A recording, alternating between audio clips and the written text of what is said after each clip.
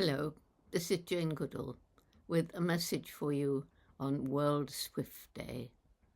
Just try to imagine not only flying through the air, but catching your food in the air, sleeping in the air, making love in the air, and grooming yourself in the air. Swifts are the most amazing of birds, true masters of the skies. There are 110 species of them, and except for the polar regions, southern Chile and Argentina, New Zealand, and most of Australia, swifts can be found just about everywhere. They have tiny feet with sharp claws, and if they find themselves on the ground, they may find it a bit difficult to take off, which is why when they do pause in their flying, they cling to a vertical surface, such as a tree trunk or a cliff, or, if it's the chimney swift, to a chimney. Once a year, the swifts return to the place where they were hatched, and unless it's been destroyed, they repair last year's nest. It's only then that they will leave the skies, remain in the nest, and raise their young. The chicks remain in or near the nest for about 1.5 months until they're ready to fly.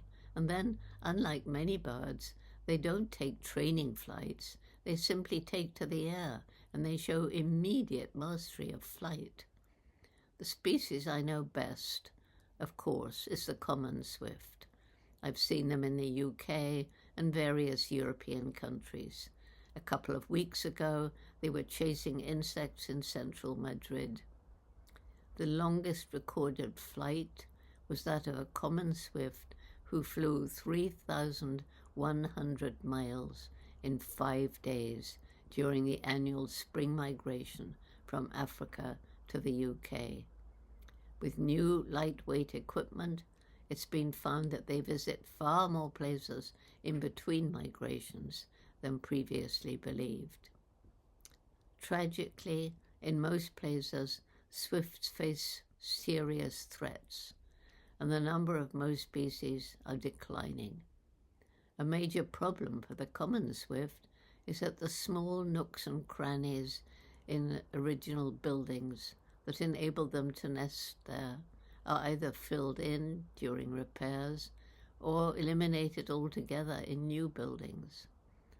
And then habitat destruction is everywhere, so that the nesting sites of many other species are increasingly vulnerable. Swifts feed on insects, and they need many to sustain their energy.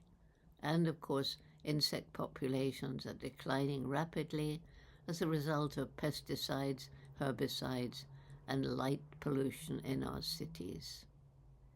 Martine Wauters, known as the Swift Lady, together with many swift lovers and organizations, is bringing together groups from around the world to help the swifts through education, working with city councils to encourage buildings with opportunities for nesting, protecting nesting sites, and establishing nest boxes.